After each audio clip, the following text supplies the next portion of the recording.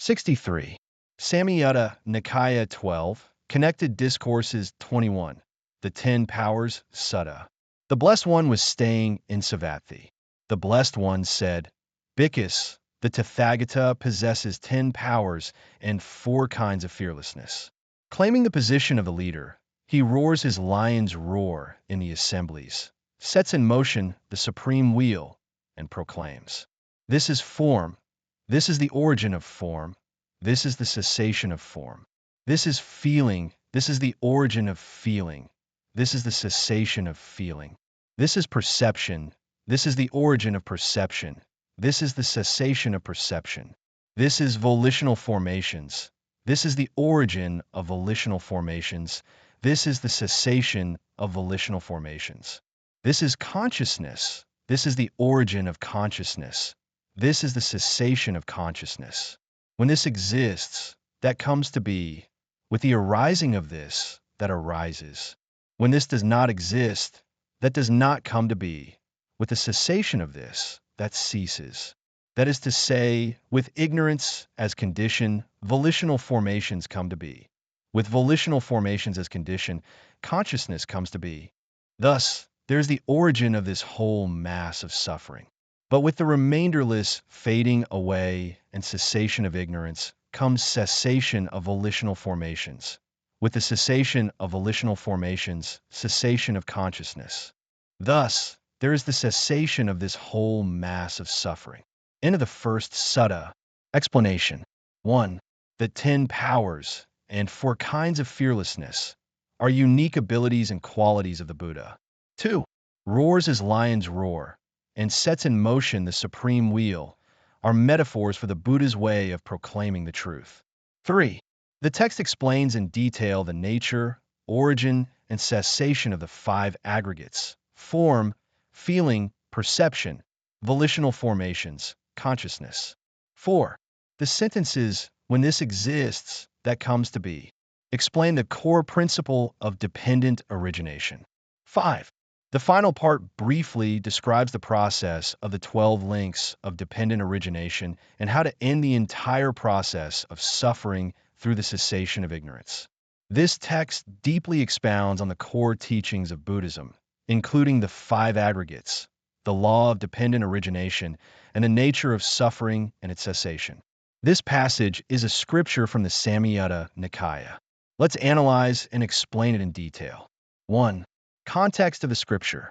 This is the first sutta in the 10 Powers chapter, titled the 10 Powers Sutta. It begins by mentioning that the Buddha was staying in Savatthi. 2. Qualities of the Tathagata.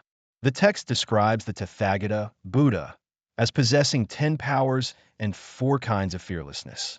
These are unique qualities of the Buddha, indicating his wisdom and abilities beyond ordinary people. 3. The Buddha's proclamation.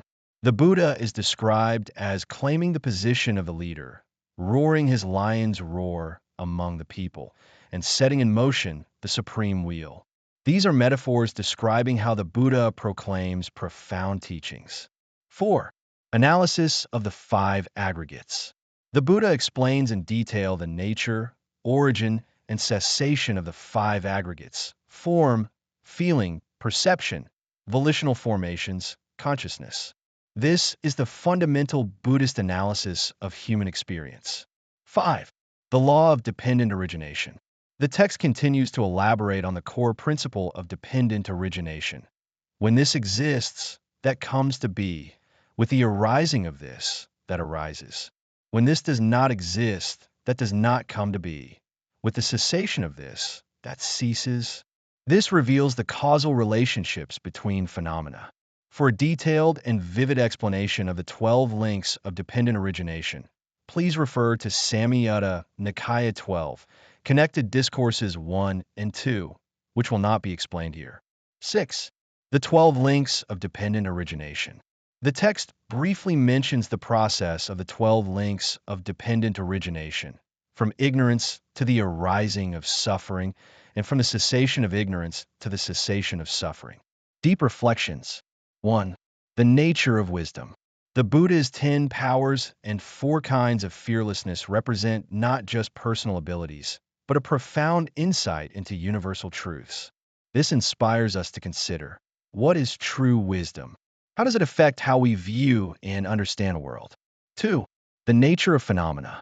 The analysis of the five aggregates reveals that what we consider self is actually composed of multiple interdependent processes. This view challenges our attachment to a fixed, permanent self. How can we build a more flexible, open concept of self based on understanding impermanence? 3. The universality of cause and effect. The law of dependent origination reveals that all phenomena are interconnected and interdependent. How does this view change our understanding of life, society, and nature? How does it influence our behavior and decision-making? 4. The root of suffering and liberation. The 12 links of dependent origination demonstrate the process of sufferings arising, while also pointing out the possibility of liberation. What insights does this give us? How can we apply this understanding in daily life to reduce suffering and increase happiness? 5. Education and spreading wisdom. The Buddha spread his teachings through lions' roars and setting in motion the supreme wheel, reflecting the importance of wisdom transmission. In today's information age, how can we effectively spread truly valuable knowledge and wisdom? 6. The relationship between individual and universe. By understanding dependent origination, we can see the profound connection between the individual and the entire universe. How does this realization change our understanding of life, responsibility, and the meaning of existence? Conclusion. The 10 Powers Sutta is not just an ancient scripture, but a window to profound wisdom. It invites us to re-examine the essence of our existence, our relationship with the world, and the true meaning of life. By deeply reflecting on these questions, we can open our inner eye of wisdom and find deeper meaning and peace in daily life. In this world full of challenges and changes, this ancient yet eternal wisdom may point us to a path towards inner freedom and universal harmony.